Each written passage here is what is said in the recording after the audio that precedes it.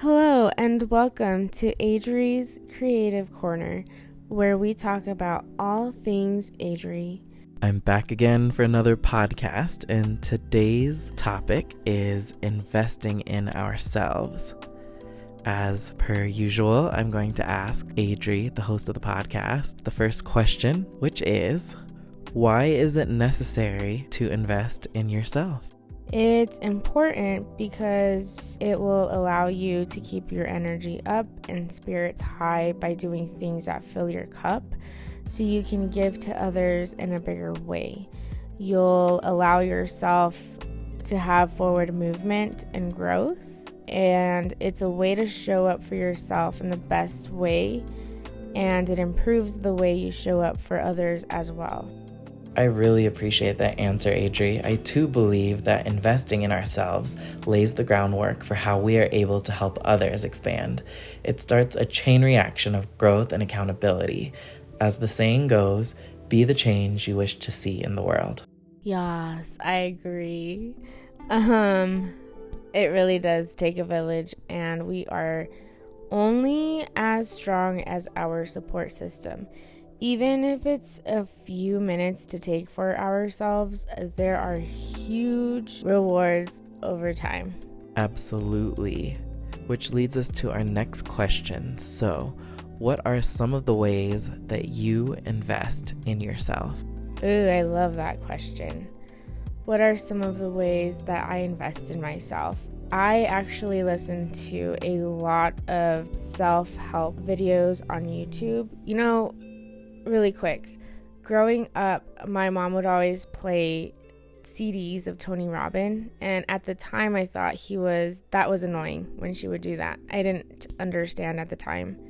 Now I listen to all of his stuff, and I even signed up for a workshop. He's great. I feel like everybody needs to listen to him if he speaks to you. But also, I hired a personal coach. I absolutely love her, Roxy Talks. She has helped me through so much. And then also I hired a photographer that's pretty well known here in Colorado. And then also she travels outside of the state and outside of the country. Shout out Lisa Photography. And then also I always make sure that I meditate every single day. And I exercise and also go to therapy.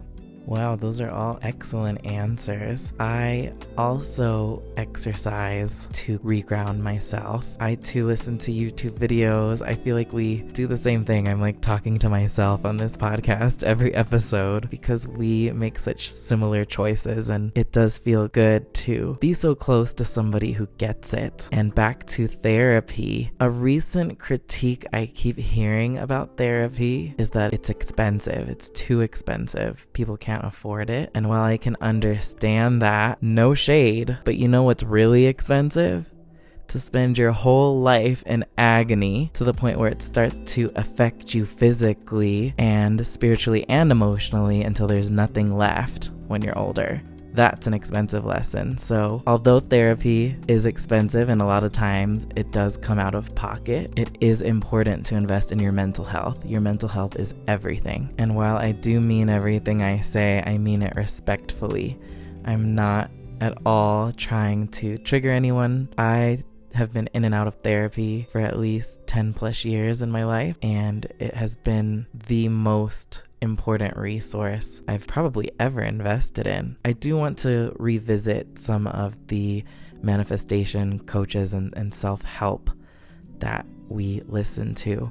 So, Adri, if Tony Robbins and Roxy Talks may not resonate with some listeners, who are some other manifestation coaches for beginners or people just getting into changing their mindset to change their lives? Ooh, put me on the spotlight. I really enjoy listening to Eckhart Tolle. There's Abraham Hicks. There's Jay Shetty. Ooh, I love Kyle Cease. I know you do too. But there are so many out there, and it's whoever you may resonate with.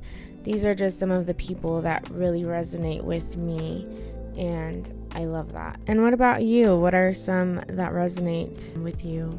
You did mention Kyle Cease. I would say that he's my all-time favorite manifestation coach.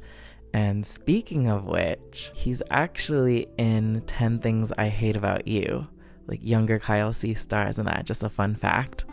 But I got into him because of Roxy Talks, actually. Shout out to Roxy Talks.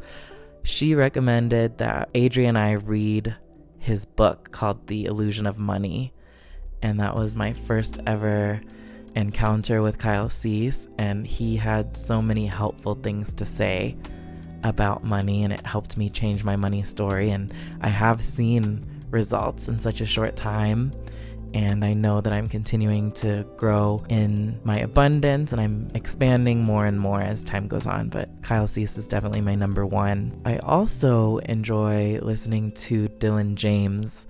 His YouTube channel is very helpful. While he does focus on interpersonal relationships a lot more, he also talks about money, career, health, and all the important things that we need to focus on in order to improve our own lives.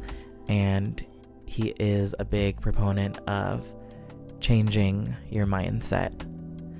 Also, one more name to throw in the mix is Natalie Dance. She hosts As the Pennies Drop, which is another YouTube show about manifestation and being on that journey. And I encourage all of you to find the message that resonates most with you.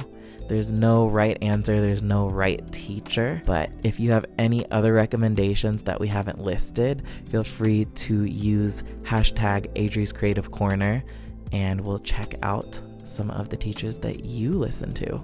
Also, I just wanted to go back and reiterate that coaching does not replace therapy. You know, a lot of most coaches out there recommend therapy. In fact, they have their own therapists that they go to as well. So just want to put that out there, that coaching is supplemental to therapy.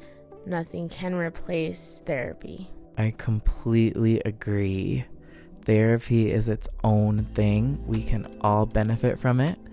And coaching helps us stay on top of our thoughts. However, therapy is with a licensed professional who is trained to give us specific mental habits that are healthier, that we can replace old habits with. And you know what? Maybe for some listeners, therapy is something that they have to save up for, which is understandable. I'm not asking you to pull money out of thin air and go to therapy. But I want to know, what are some other ways that people can invest in themselves and their mental health for free? You know, some therapists offer a sliding scale depending on one's income. Just do your research in your area and ask around. Even some insurance plans offer a number of free sessions annually. And you know, it might take more effort at first to pursue therapy with financial limitations, but it will definitely be worth it in the long run. Also, I just want to remind you that you might not even resonate with your first or second therapist. You just have to keep looking until you find the right one.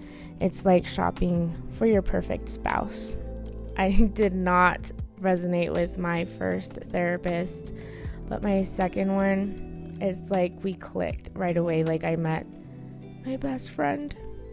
That was an excellent call out. It's so true, because I didn't resonate maybe with my first 4 therapists, to be honest, throughout my life.